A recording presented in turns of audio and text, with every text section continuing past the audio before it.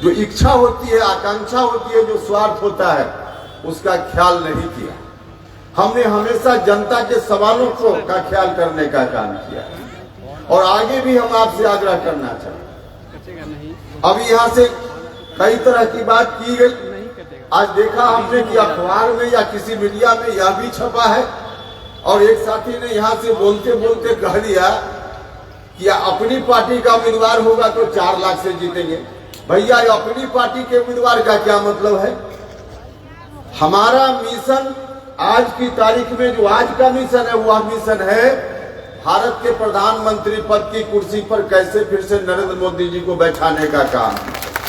यह मिशन है और इस मिशन के लिए सिर्फ एक लोकसभा क्षेत्र में 1 जगह, 2 जगह, 3 जगह, 4 जगह हमारी पार्टी का उम्मीदवार जीत जाए, इससे यह मिशन नहीं पूरा होता है। मिशन पूरा होगा तब जब 40 में 40 बिहार में जिताकर आपकी मदद से हम लोग नरेंद्र मोदी जी की झोली में देने का काम करें। यह मिशन हमारा है और इस मिशन को लेकर अभी हम आगे बढ़ रहे हैं। राजनीति में कभी भी व्यक्ति केंद्रित राजनीति नहीं होनी चाहिए, जाति केंद्रित राजनीति भी नहीं होनी चाहिए।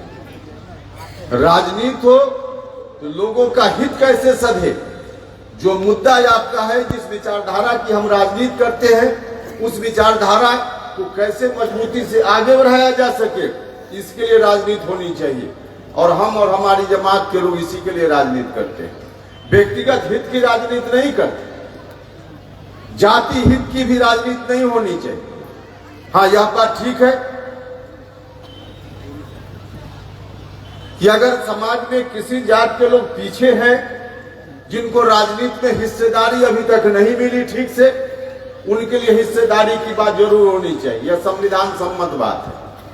लेकिन ऐसा करते हुए और भी कौन कौन वंचित समाज के दूसरे लोग भी हैं, दूसरी जात के लोग भी हैं, सिर्फ आप ही के जात के, मेरी जात के या कुछ 1-2 जात के लोग नहीं हैं, बल्कि तमाम दबे कुचले शोषित पीड़ित लोग,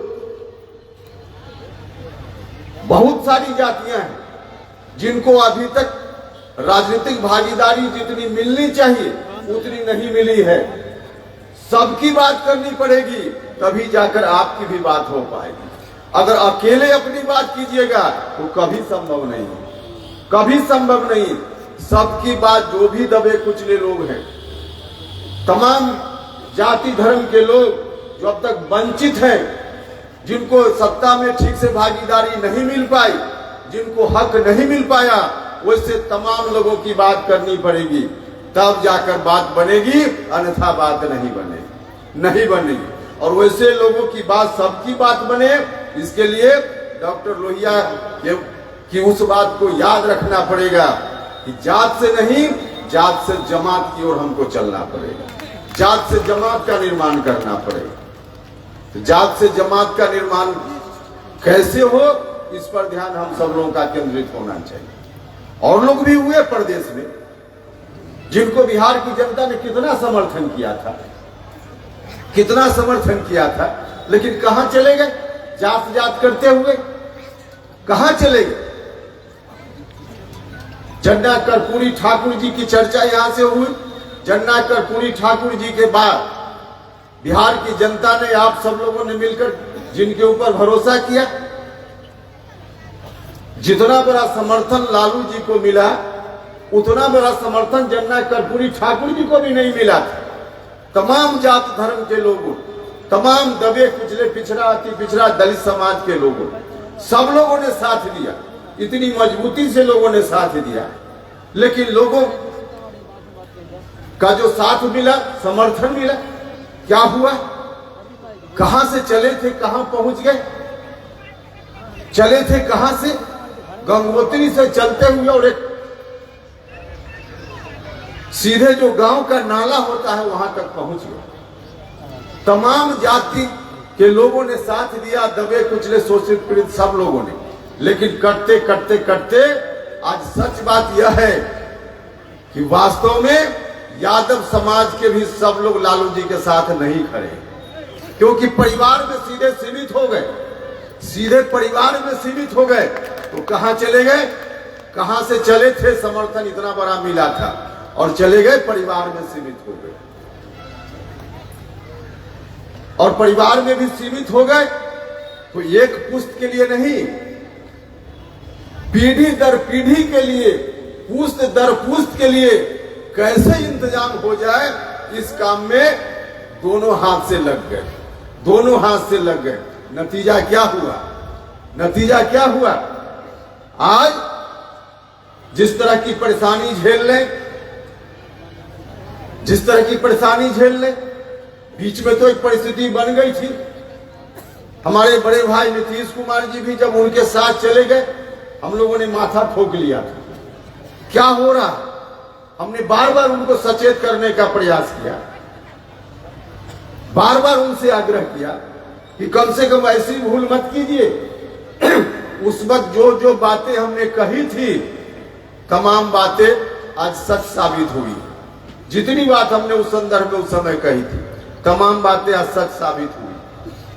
लेकिन हमें खुशी है और इस बड़े मन से नीतीश कुमार जी ने फिलहाल अभी एक सप्ताह पहले जो निर्णय लिया, इस निर्णय के लिए हम उनका साधुवाद करते हैं, उनको हम हृदय से धन्यवाद देते हैं। बहुत अच्छा काम किया। लेकिन बीच में जो भटकाव आया था, उस भटकाव के कारण जो रास्ता, जिस रास्ते पर नीतीश जी बढ़ चले थे,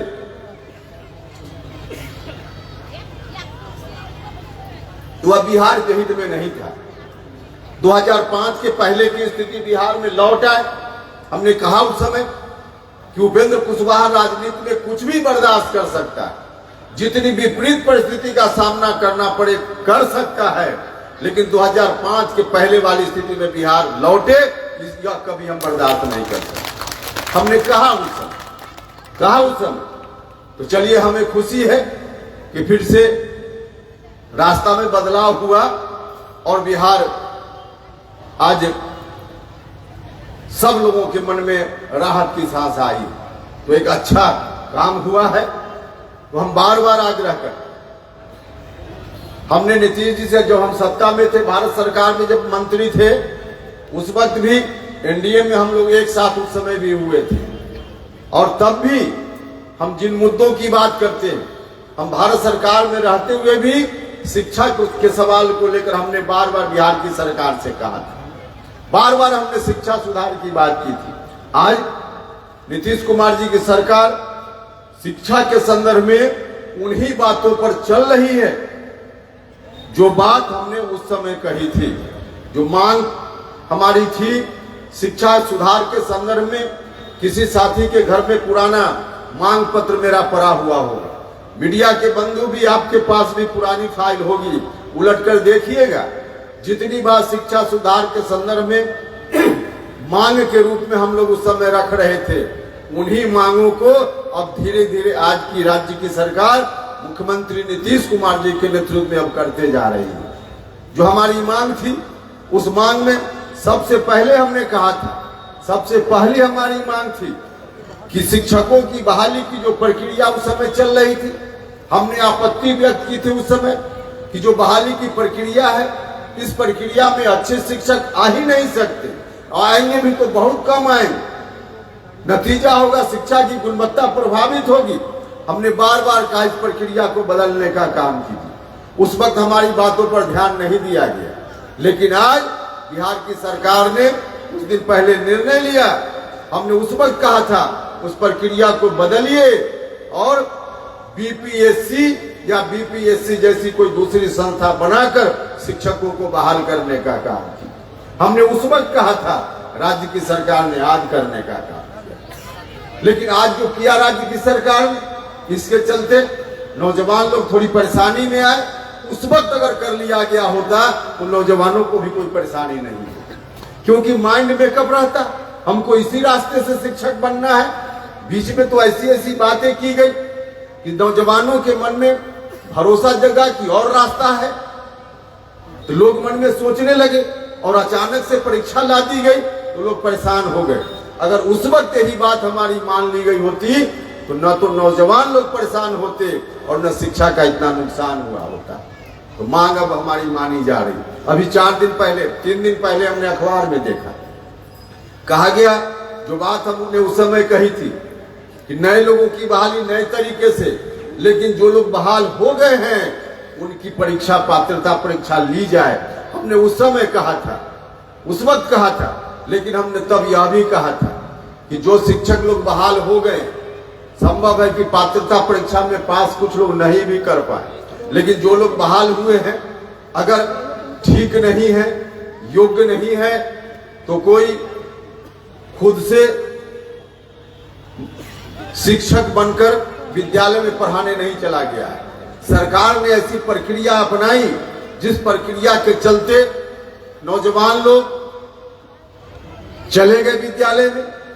तो अगर कहीं दोष है इस बात के लिए तो उन लोगों में नहीं है जो लोग शिक्षक बन गए, सरकार की प्रक्रिया का दोष है कि ऐसे लोग वहां चले गए।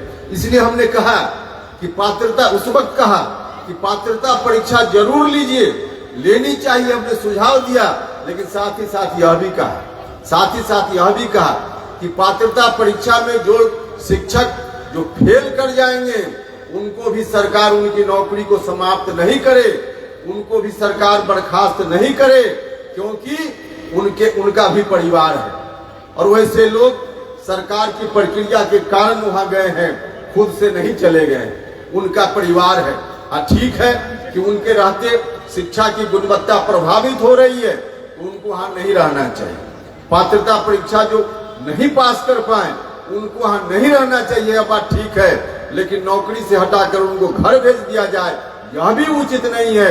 तब हमने उसी वक्त सुझाव दिया था, आज से 5 साल पहले सुझाव दिया था कि वैसे लोग जो पात्रता परीक्षा में फेल कर जाएं उनको किसी दूसरे विभाग में, जहां गैर शैक्षणिक काम होता है, पढ़ाई लिखाई का संबंध नहीं है, वैसे विभाग में उनकी नौकरी को भी सरकार पक्का करने का काम करे, उन विभागों में उनका सामान्यन करने का काम करे। और आज भी हम इसी राय के हैं। हमने 3 दिन पहले कहा है सरकार से, जो हमने देखा मीडिया में इस तरह की खबर आई कि शिक्षा विभाग की किसी कमेटी ने एक सुझाव दिया है, अनुशंसा हुई है उनकी ओर से कि पात्रता परीक्षा पास करना अनिवार्य है, जो पास करेंगे उनकी नौकरी राज्य कर्मी के रूप में हो जाएगी और जो पास नहीं करेंगे उनको उनकी नौकरी समाप्त कर दी जाएगी।